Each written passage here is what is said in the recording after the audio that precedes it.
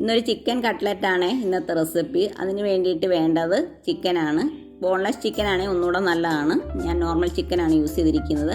അതുപോലെ തന്നെ പൊട്ടറ്റോ ഒന്ന് പുഴുങ്ങി പൊടിച്ച് മാറ്റി വെക്കണം. പൊട്ടറ്റോ കുക്ക് ചെയ്യുന്ന സമയത്ത് ഓവറായിട്ട് വെന്ത് പോകരുത്. അതുപോലെ പൊട്ടറ്റോ വേകാനുള്ള വെള്ളം ആവശ്യത്തിന് മാത്രം ചേർക്കുക. ചിക്കനിലേക്ക് മുളക് പൊടി, മഞ്ഞൾപ്പൊടി, കുരുമുളക് പൊടി, കുറച്ച് ഗരം മസാല, ജിഞ്ചർ ഗാർലിക് പേസ്റ്റും ചേർത്തൊന്ന് വേവിച്ച് മാറ്റി വെക്കണം. ചിക്കൻ ഒന്ന് ക്രഷ് ചെയ്തെടുക്കേണ്ടതാണ്. ഞാൻ കല്ലിൽ വെച്ചാണ് ചതച്ചെടുക്കുന്നത്. മിക്സിയിലാണ് ചതയ്ക്കുന്നതെങ്കിൽ ഓവറായിട്ട് അരഞ്ഞു പോകരുത്.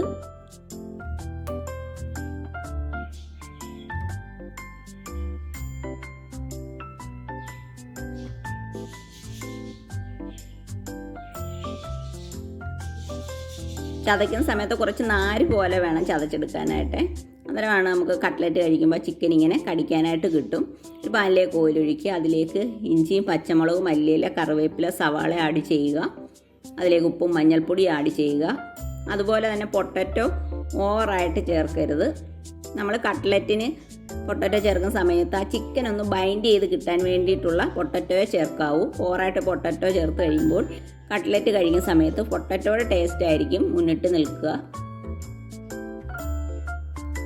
ഉള്ളി ഒന്ന് വാടി വരുന്ന സമയത്ത് വേണം ക്രഷ് ചെയ്ത ചിക്കൻ അതിലേക്ക് ആഡ് ചെയ്യണം.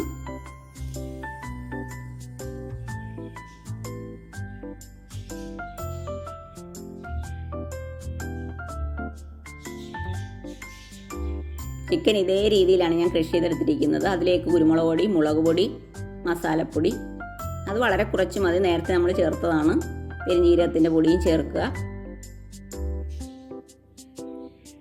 ഈ മസാലയ്ക്ക് നല്ലൊരു ഫ്ലേവർ കിട്ടാനായിട്ട് ഗ്രാമ്പൂവും പട്ട, ഏലക്കയും ഓരോന്ന് മതി, കൂടുതലായിട്ടൊന്നും വേണ്ട. ഇതൊന്ന് വെള്ളം ചേർത്തിട്ട് ഒന്ന് അരച്ച് ഇതിലൊന്ന് സ്പ്രെഡ് ചെയ്ത് കൊടുത്തു കഴിഞ്ഞാൽ നല്ലൊരു ഫ്ലേവർ കിട്ടുന്നതാണ്. അതിനുശേഷം പൊട്ടറ്റോ ആഡ് ചെയ്യുക, മല്ലിയില, കറിവേപ്പില ആഡ് ചെയ്യുക. അതല്ല നിങ്ങൾ ഗ്രാമ്പും പട്ട, ഏലക്കയുടെയും പൊടിയായി ചേർക്കുന്നതെങ്കിൽ പൊടിയൊന്ന് സ്പ്രിങ്കിൾ ചെയ്ത് കൊടുത്തതിന് ശേഷം കുറച്ച് വെള്ളം ഒന്ന് തളിച്ച് ഒന്ന് അടച്ച് വെച്ച് കഴിഞ്ഞാൽ ആ മസാലയ്ക്ക് നല്ലൊരു മണം കിട്ടുന്നതാണ്. ഇതേ രീതിയിലൊന്ന് റോൾ ചെയ്തെടുക്കണം. ആദ്യം എഗ് വൈറ്റ് ഡിപ്പ് ചെയ്യുക. അതിനുശേഷം ബ്രെഡ് ക്രംസിലൊന്ന് റോൾ ചെയ്യുക. എഗ് വൈറ്റ് കുറച്ച് പെപ്പർ പൗഡർ ആഡ് ചെയ്യണം. എഗ് വൈറ്റ് മിക്സിയിലൊന്ന് ബീറ്റ് ചെയ്തെടുക്കണം. അന്നേരം ഒന്നുകൂടെ എളുപ്പമാണ്. മീഡിയം ഹീറ്റിൽ വേണം ഫ്രൈ ചെയ്തെടുക്കാനായിട്ട്. ഓക്കേ.